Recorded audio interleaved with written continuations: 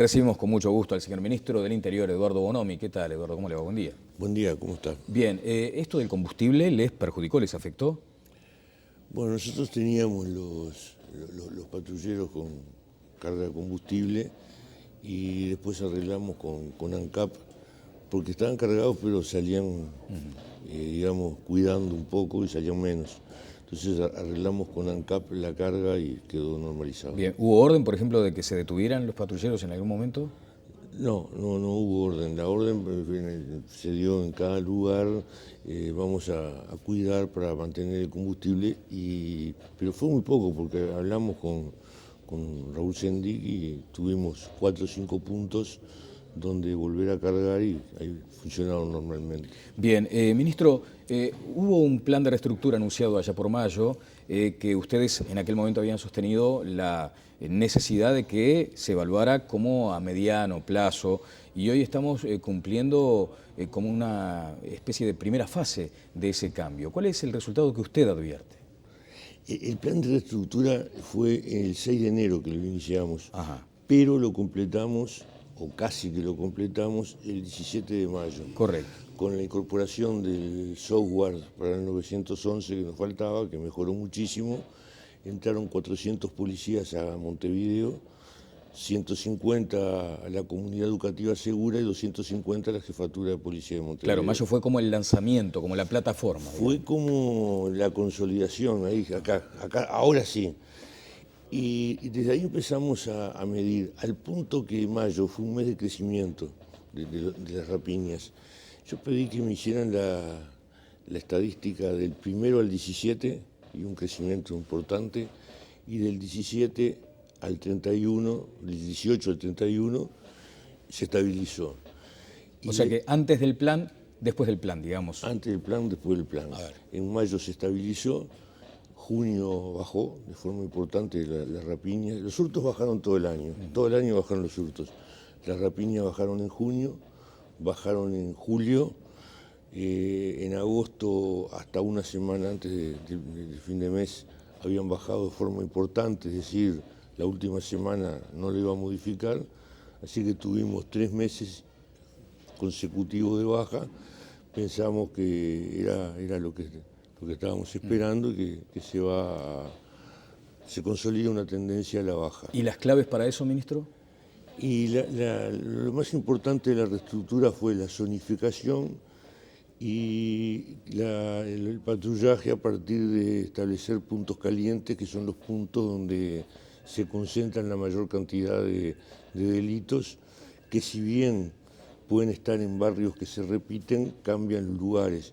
Y los patrullajes que se hacen ahí no se hacen todos iguales durante un mes, sino que van variando todos los días, e incluso varían en el mismo día. Los piquetes policiales, por ejemplo, han funcionado.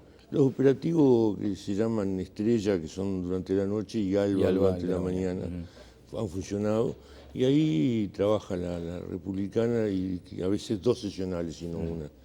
Y han dado resultados. ¿Estos números no le llegan todavía a la gente desde su punto de vista? Yo creo que hemos informado de ellos, pero la baja, si bien es importante, cuando uno lo ve en la prensa igual aparecen 3, 4, 5 rapiñas por día, hayan bajado o hayan subido. Entonces, pero yo creo que hay gente que comienza a ver por lo menos otra actividad policial. No puede medir claramente si bajó o subieron los delitos, pero sí que hay otra actividad policial. Bien, de cualquier modo esto me imagino que es una tarea diaria, una construcción permanente, porque también uno debe interpretar que hay gente que se sigue sintiendo insegura, porque además usted decía lo de las zonas. ¿Hay, por ejemplo, desde el punto de vista del Ministerio del Interior, zonas o ya la ciudad se ha transformado en un campo para la delincuencia? No, hay zonas. Nosotros hemos establecido 4 zonas y hay un jefe de zona y el patrullaje, los operativos lo planifica el jefe junto con los comisarios y varía. Y dentro de esas zonas hay zonas más tranquilas, las propias zonas hay más tranquilas y más calientes. Y dentro de la zona hay lugares más tranquilos y más calientes. Entonces eso es lo que hay que determinar. pero Montevideo no es una zona única, hay diferencias. Yo creo que los más afectados, las zonas más afectadas son las periféricas, las zonas más pobres son las que tienen mayor concentración de delitos. El tema de las cámaras de seguridad en la ciudad eran una herramienta importante para que el Ministerio contara con otro elemento técnico. ¿Ha resultado? ¿Funcionan? ¿Cuántas hay? Bueno, contando las del estadio, las de cárceles y las que están en puntos concretos, hay unas 300 en Montevideo. ¿Funcionan todas? Sí, funcionan. Pero ojo que la cámara puede actuar para ver lo que pasó, tener una prueba y en ese sentido opera como disuasivo, pero es difícil que No es preventivo, digamos. Es muy poco preventivo, o sea, en general el que comete el delito lo comete y queda filmado. Ese es si lo comete en una zona de cámaras. Por ejemplo, este hombre que simuló un delito hace poco apareció filmado en una cámara de Tres Cruces en momentos que, según él, había estado secuestrado. Exacto, y además con mucha naturalidad, Sí, ¿no? Tranquilamente entonces, comprando. sirvió para comprobar que no había estado secuestrado. Ajá, de cualquier modo, entonces, usted valora las cámaras, pero no como aquello que vaya a prevenir un delito. Simplemente puede llegar a Yo valoro aclararlo. un montón de instrumentos que hay.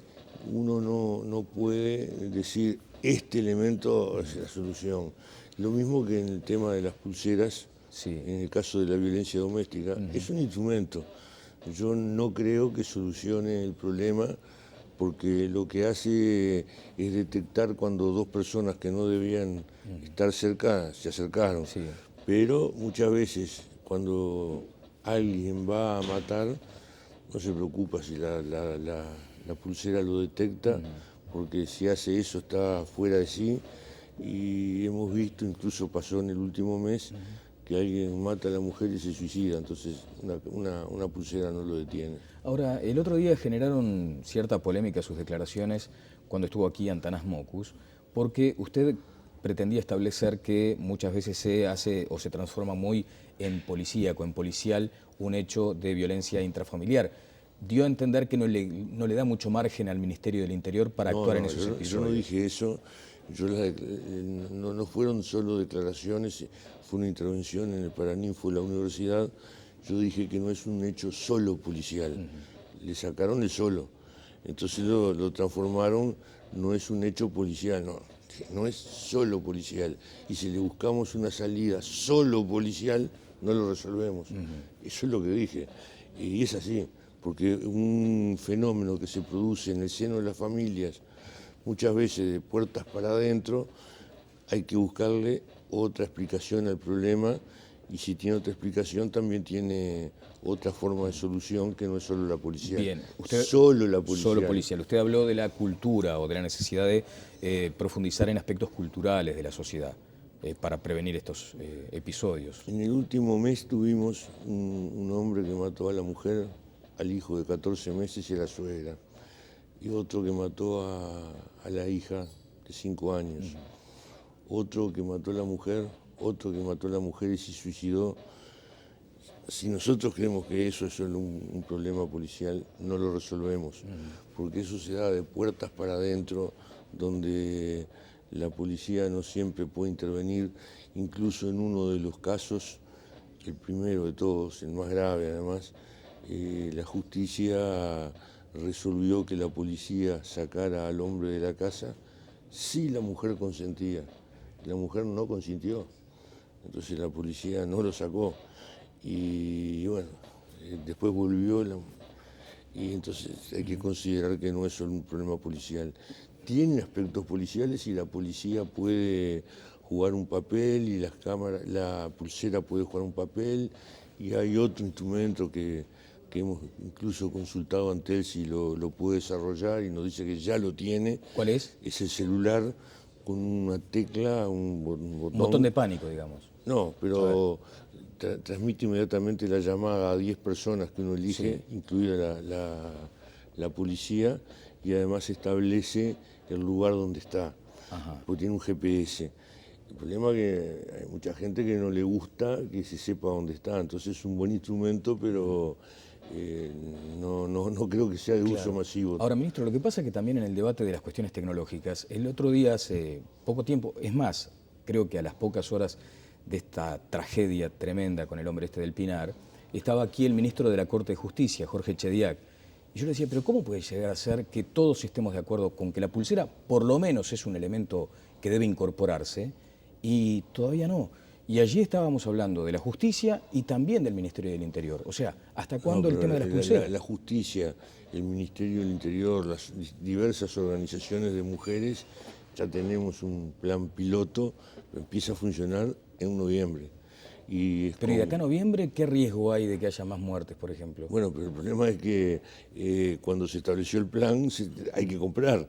¿Y es un tema de plata, ministro? No, no es de plata, es un tema de las demoras que tiene el Estado luego que resolvió comprar o adquirir algo, los pasos que tiene que dar. ¿Y no le parece absurdo, por ejemplo, ese tipo de demoras burocráticas? Eso nos ha venido pasando continuamente. Nos pasó con los escáneres, nos pasó con varias compras que hicimos, que tenemos que ir por los canales. Es un problema, también es una garantía, porque si uno se entra a saltear etapas, puede comprar sin control y siempre hay un control. Claro, bueno, una garantía burocrática administrativa está bien, también hay que garantizar la vida, o por lo menos tratar de defenderla, ¿no?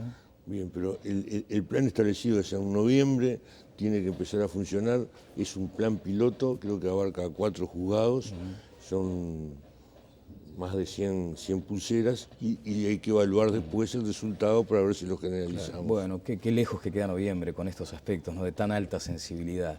Ministro, sobre los escáneres en las cárceles también era prácticamente imposible justificar por qué no existían, aún cuando uno va a cualquier tiendita o un supermercado y bueno, hay dispositivos de seguridad mucho más fuertes, ¿no?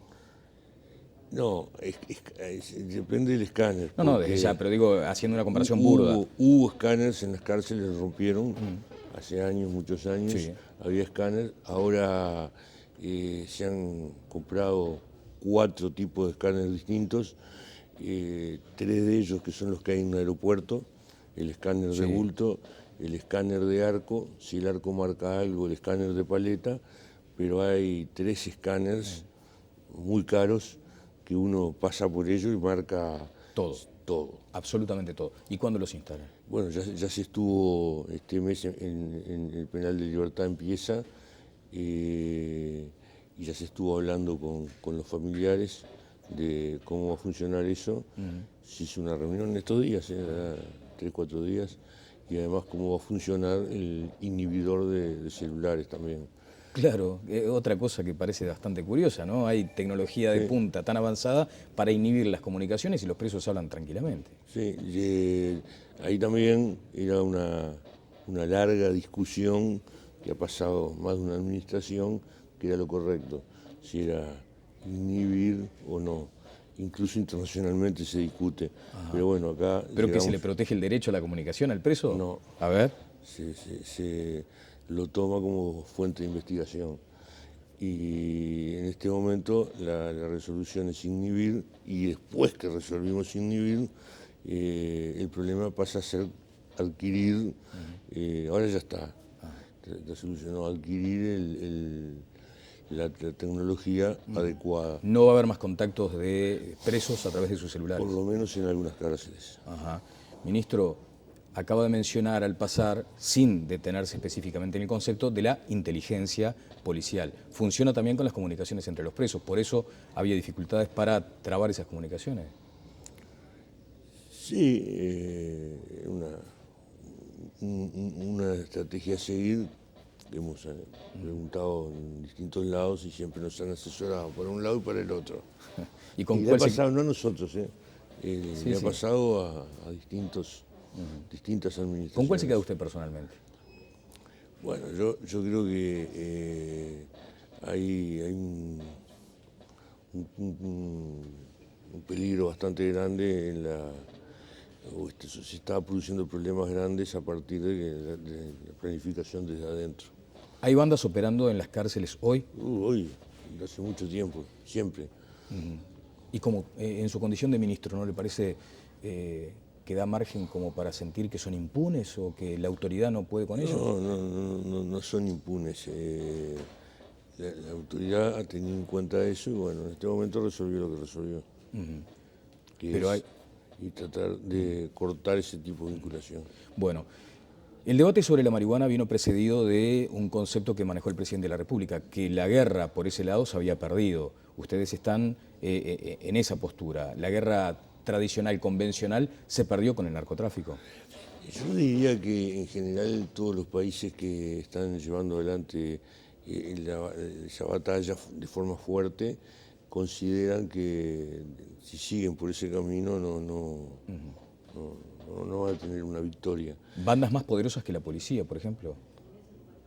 Y acá en Uruguay, que es una cosa muy chiquita, acá hace un año o 2 años se detectó, se detuvo a quienes estaban poniendo la droga en el casco de los barcos con hombres ranas, que esos barcos cruzaban el Atlántico, iban a España, en España hombres ranas sacaban lo que habían puesto en el casco del barco, y eso es una tecnología poco desarrollada, tienen mucho más tecnología, tienen submarinos, tienen aviones, tienen... y la prohibición no hace más que fortalecerlo. Un funcionario del gabinete del presidente Obama me decía acá hace algunos días que debe ser la policía la que exclusivamente controle el tema del combate al narcotráfico. ¿Usted entiende que la policía tiene todo el potencial? Me acaba de decir que, bueno, que es bastante difícil enfrentarse a estas bandas. ¿No requiere de la ayuda del ejército? Yo creo que si el ejército cumple correctamente con el control en el paso de frontera, ya es un papel importante. Y la policía acá ha tenido victorias importantes. Sí. El problema no es ganar batallas, sino es el diseño. Este diseño que hay en este momento, que es el de hace muchísimos años, que si el narcotráfico tiene 3 patas: la producción de drogas, el consumo, el mercado y el tráfico. Lo que se viene atacando es la producción y el tráfico. Estados Unidos hace eso y entonces Estados Unidos, en vez de pelear en su territorio, pelea en nuestros territorios, y es en nuestros territorios que se producen los muertos, las masacres, las situaciones que conocemos. Y el mercado sigue existiendo, y si sigue existiendo el mercado, sigue existiendo producción. Un kilo de cocaína en Uruguay cuesta $9.000, en Europa $90.000, en China $200.000. ¿Qué le da el valor? El riesgo, la dificultad de la distribución, no se lo da la producción. El valor no surge de la producción, surge del costo de distribución, y el riesgo es mucho más grande en los países que cuesta más. En China, $200.000, el precio es la vida. El que trafica más de 10 gramos es la muerte. Eso evita el narcotráfico, lo evita en algún lado, no lo evita, le sube el precio. Entonces, mientras la estrategia sea una estrategia de guerra, pero que el resultado sea subirle el precio, siempre hay gente dispuesta a correr el riesgo y sigue habiendo. Claro, a escala acá, ministro, uno de los principales riesgos también es la corrupción policial. ¿Han hecho, por ejemplo, un estudio? Pero ese no es el riesgo del narcotraficante. Claro. Esa es el riesgo para... puede ser una consecuencia. Claro, pero digo, el riesgo para el Estado. Para el Estado sí. Desde ya, porque sí. En algún momento se había no pensado quería en el que análisis... se confundieran los riesgos. Yo hablaba de que el riesgo, lo que sube el precio es el riesgo. El riesgo de la propia vida del narcotraficante, claro. Pero me refiero, para el Estado, para la policía, para el ministro del Interior, uno de los flancos que debe tener permanente atención sobre él es el de la corrupción policial, es el de la extorsión, donde muchas veces el funcionario policial tiene que elegir entre colaborar o morir. ¿Es así? El riesgo en todos lados es la corrupción policial, la corrupción política, la corrupción de los organismos de contralor, la aduana. O sea, es la corrupción. El narcotráfico se desliza en América sobre la base, en América y en el mundo. Claro, pero a usted le compete la policía en este momento. Sí, pero a la policía le compete controlar lo demás. ¿Y usted controla, por ejemplo, al sistema político, a los jueces? ¿Los controla con inteligencia, digo, no con...? No, hay mecanismo de control. La policía tiene un mecanismo de control interno y cada cual tiene su mecanismo de control. Pero de alguna manera cuando alguien empieza a controlar, no que la policía dirija la operación de control, pero cuando alguien empieza a autocontrolar se pide la colaboración policial. ¿Hay políticos vigilados hoy por el tema narcotráfico? No, eso no hay. Si lo hay, los que tienen que vigilar son los jueces, no la policía. Pero el juez contando con la herramienta policial. Sí, pero la dirección son los jueces y yo creo que no. Y además yo creo que tenemos un sistema político que más allá de sus propias contradicciones políticas, diferencias políticas, ideológicas, es de los más sanos que hay en la región. Yo decía que el narcotráfico se desliza sobre una base de corrupción. Una de las fortalezas que tiene Uruguay es que es sano en ese sentido. Fortalezas institucionales, digamos. Sí. ¿Estaría de acuerdo con hacerle un examen a los policías para saber si son adictos? Es que se hace. ¿Sí? Sí, en los que controlan justamente la droga se hace. En cárceles está planteado hacerlo en todos lados. ¿Y qué resultado, por ejemplo? En términos generales, ¿no? Bueno, se empezó a hacer en los que ingresan a la policía. El resultado ha sido que muchos no pudieron ingresar. Y yo creo que a algún policía más le ha dado también positivo. Y en esos casos, en la baja inmediata, ¿cómo se procede? Por lo menos estudiar el destino. ¿Qué contención hay para el policía que está permanentemente enfrentado al riesgo, no solo su propio riesgo, sino el de su familia, cuando muchas veces el entramado social indica que está viviendo en el mismo barrio que el delincuente? Y nosotros estamos tratando de trabajar sobre la vivienda del policía. O sea, apartarlo de esas zonas. Pero no solo por el riesgo, sino porque tenga mejor calidad de vida. Nosotros anunciamos en el discurso de asunción en el cargo el 2 de marzo del 2010 en la Escuela de Policía que íbamos a tratar de mejorar sustancialmente los salarios, pero también los aspectos sociales, entre ellos la vivienda, que mejorará la situación. Ahora estamos en un convenio con algún organismo que nos plantea hacer barrios. Bien. Y nosotros no queremos hacer barrios guetos, solo para policías. No guetizar ni para un lado ni para el otro. Ministro, usted me había planteado en una entrevista anterior su preocupación personal por aquello del entrenamiento. O sea, una persona, cuando se le da un arma a un funcionario, uno debe tener más o menos calibrada su capacidad psicológica y después entrenarlo. Esto es una cuestión que merece todos los días estar tirando. ¿No está sucediendo eso? Nosotros venimos de una situación en que han pasado años tirando 2 tiros, no por día, durante años han tirado solo 2 tiros. Nosotros hemos tratado de mejorar los polígonos, hemos comprado varios polígonos virtuales y ha mejorado bastante. Yo creo que no lo suficiente. Bueno, y con todo respeto, a veces la condición física de algún policía deja que desear, ¿no? Uno lo ve y dice, pero este hombre para corretear a un chorro está bravo. Sí, hay una demora en eso. Pero tiene gimnasios, tiene piscinas. Sí, hay ¿Y va la gente, tiene que marcar tarjeta, digamos? No, lo que estamos haciendo ahora es fortaleciendo los niveles de ingreso y después que haya mantenimiento de la capacitación. Claro. Y eso es lo que hemos intentado comenzar a hacer. Bueno, ministro, el otro día es un tema que también, más allá de que tiene connotaciones con el INAU, llamó la atención que una persona con 3 homicidios y 2 tentativas de homicidio estuviera como protegido para preservar su identidad cuando tiene 19 años. Si me permite, voy a compartir ya en los minutos finales este informe que preparó Roberto Hernández. Pese a que es considerado por las autoridades de la policía y del INAU como un delincuente extremadamente peligroso, no podemos mostrar su rostro. Usted se preguntará, ¿pero si tiene 19 años? Sí, pero técnicos del propio Sistema de Responsabilidad Penal Adolescente, el SIRPA, indican que la ley lo ampara y lo protege porque los 7 delitos gravísimos que cometió los hizo como menor de edad. El Nico nació el 8 de agosto de 1993. Cumplió 19 años hace pocos días. La primera vez que se le inició un proceso por infracción penal fue el 18 de agosto de 2009 por 2 delitos de rapiña.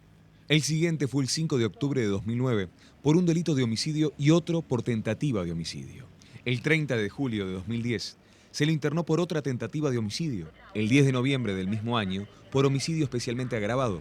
Y finalmente el 13 de mayo de 2011 por otro homicidio en dolo eventual. En resumen, cometió 3 delitos de homicidio, 2 tentativas de homicidio y 2 rapiñas. Fugó 5 veces. La primera del hogar Rincón de la Colonia Barro el 27 de agosto de 2009. La segunda vez fue del hogar Sandí de la Colonia Barro el 28 de noviembre de 2009. La tercera, el 28 de mayo de 2010, escapó del hogar Ariel, también de la Colonia Barro. La cuarta fuga, el 18 de agosto de 2010, del hogar Ser de la Colonia Barro. Y el último escape fue el 28 de agosto de este año del hogar Puertas. Estuvo recluido durante 25 meses desde su última internación. Se le habían sumado todos los delitos y la decisión de la justicia es que estuviera 5 años, por lo que le faltaban aún 2 años, 11 meses. Bueno, esto es como una bofetada al sentido común, al establishment, ¿no? Una situación así. Sí, en realidad acá marca que cumplió 19 ahora, pero es mayor de edad a partir de los 18, no de los 19, ¿sí? Mayor de edad hace un año. Acá hay una discusión, la pregunta concreta, lo decía recién en el informe, si la ley dice que los delitos como menor, aunque él sea mayor, no se pueden publicar, no se pueden publicar, ahí hay una cuestión de la ley. Nosotros tratamos de que los antecedentes se mantuvieran por un tiempo, Sí. Se logró que fuera por 5 años. ¿Pero a la policía no le ayudaría a mostrar la cara, ministro? Y digo, es un problema de la ley. Pero acá hay otro problema más grave. A ver. Acá estamos en una discusión sobre si tiene que ponerse mínimas o máximas. Yo creo que es una discusión que avanza sobre lo que había. Pero el problema mayor no es ese. El problema, este muchacho, ¿qué tipo de rehabilitación necesita? ¿Qué es lo que necesita? Y a partir de lo que necesita hay que fijar los años. Y no primero los años y después meterle lo que necesita. ¿Y quién evalúa lo que necesita? Y un juez lo tiene que hacer y cuando entre al CIRPA o al sistema, al Instituto Nacional de Cárceles, que es lo que estamos tratando de desarrollar ahora, entra a un centro de diagnóstico. Claro, un centro de diagnóstico de que se escapa con grilletes, por ejemplo. No, pero el centro de diagnóstico yo estoy hablando de un centro de diagnóstico nuevo. Policial, digamos. No, INR policial, ahí el que establezcan, pero tiene que ser en serio y que el centro de diagnóstico determine. ¿Cómo hace uno para rehabilitar en 2 años a alguien que mató 3 veces, lo intentó 2 más? Acá dice 2 rapiñas se conocieron, probablemente tenga un montón más. ¿Cómo hace? Ese es el tema. ¿Que usted no está de acuerdo con que la gente se rehabilite? No, yo entiendo que sí, pero que hay una relación entre la calidad del programa y el tiempo que se necesita. Yo el otro día tuve una conversación en determinado ámbito que me decía, no, ustedes insisten con el tiempo y lo que hay que determinar es la calidad. Yo le preguntaba, ¿cómo separan la calidad del tiempo? Para formar un médico de calidad, es el objetivo formar un médico de calidad. ¿Se forman 2 años un médico de calidad? Se forma 2 años. Un arquitecto de calidad, ¿se forman 2 años y medio? No, pero si uno discute primero el tiempo en que lo va a formar, después que condiciona el programa de capacitación al tiempo que previamente estableció. Al revés, hay que establecer cuáles son las características de la rehabilitación y luego determinar el tiempo. ¿Aumentar la pena, por ejemplo? Es que no es aumentar la pena, hay que aumentar los márgenes. Yo he hablado con gente de UNICEF, que es la que dice no hay que aumentar la pena, pero cuidado. Dice, si alguien hizo esto, no es que se aumente la pena, es que no se aumenta la pena, no se aumenta la pena de homicidio, pero 2 homicidios, 25 rapiñas, 2 intentos de homicidio, capaz que pueden aumentar el tiempo en que esté internado. Claro, o sea que el margen viene a ser un eufemismo, ministro. Es la suma de penas da otra cosa. O sea, la suma de infracciones da otra cosa. La pena por una infracción es determinada, no hay que aumentarla. Pero 4 infracciones graves, capaz que lo que hay que aumentar no es la pena, sino la suma que le dé una internación mayor. Bueno. Y no es para todos. Y no es para todos, desde ya, pero parece que estamos hablando de lo mismo, o sea, la necesidad de que la persona esté más tiempo recluida. Bueno, en eso parece que estamos de acuerdo. De eso se trata. Esa es la discusión que hay. Ahora, ¿cuál es el problema? El proyecto de ley que el Poder Ejecutivo llevó al Parlamento establece el aumento de la mínima. Sí. Y establece 30 días para crear una comisión que redacte un código de responsabilidad penal juvenil que tome todos los aspectos de las infracciones de menores. En lugar de modificar el Código de la Niñez y la Adolescencia, que tome las infracciones y redacte un código de responsabilidad penal juvenil. Esa es la solución. Claro. No es andar toqueteando la mínima, la máxima, sino dar una cosa coherente y abarcativa. Bueno, finalmente ya en el último minuto, bueno, vio ayer lo de esta nueva situación de sicariato, ¿no? O sea, estamos conmovidos por esa cuestión que, bueno, se determina como la justicia por mano propia, que me parece también que es un concepto que merecería alguna reflexión, porque, bueno, si vamos a meter en la bolsa todo lo que significan este tipo de ejecuciones con aquello de justicia por mano propia, parece que fuera como normal, no nos tendría ni que afectar. ¿Qué opina de este caso de Libertad? Bueno, yo no sé si es justicia por mano propia o es un ajuste de cuenta interno. Perdón, porque... no, me equivoqué yo. El concepto es el ajuste de cuentas. Eso que muchas veces hace deslizar la eventualidad de que sea como normal. Ah, bueno, entre malandros que se arreglen. Y no es así. Yo estoy en la editorial de un matutino, hablaba de lo que muchas veces se está hablando ahora, que es la situación de seguridad en Nueva York. Entonces decía que había avanzado tanto que cuando hoy hay un homicidio, el homicidio se puede deber a 2 razones. Ajuste de cuentas entre narcotraficantes o situaciones de violencia doméstica. Y bueno, yo creo que acá el ajuste de cuentas ha crecido mucho, ha crecido mucho... Pero es un tema policial, claramente. ¿El ajuste de cuentas? Claro. Sí, claro, es policial. Es muy difícil de prevenir, pero es un tema policial. Pero es muy difícil prevenirlo, porque se da una interna. No se da en 18 de julio en la vida normal, se da en una interna delictiva. ¿Sobre este caso qué datos tiene? Bueno, lo que tengo son los que han trascendido, que fue un Volkswagen, un Amarok, que tenía un hombre que había sido baleado desde afuera, por lo tanto no es robo. Adentro había otro baleado por la espalda y adentro del auto había pasta base y dinero. Y la idea es que es un ajuste de cuentas. No se sabe por qué, pero se está investigando, pero que tenía que ver con ajuste de cuentas. Pero bueno, el mes pasado tuvimos 18 homicidios, 10 de violencia dentro de la familia y el resto ajuste de cuentas. Uno de los de la familia fue por robo, pero fue por robo a lo de dentro, los sobrinos, ¿no? Los sobrinos, fue dentro de la familia. Bueno, le quiero agradecer estos minutos, ministro. No, yo ha sido muy amable como siempre.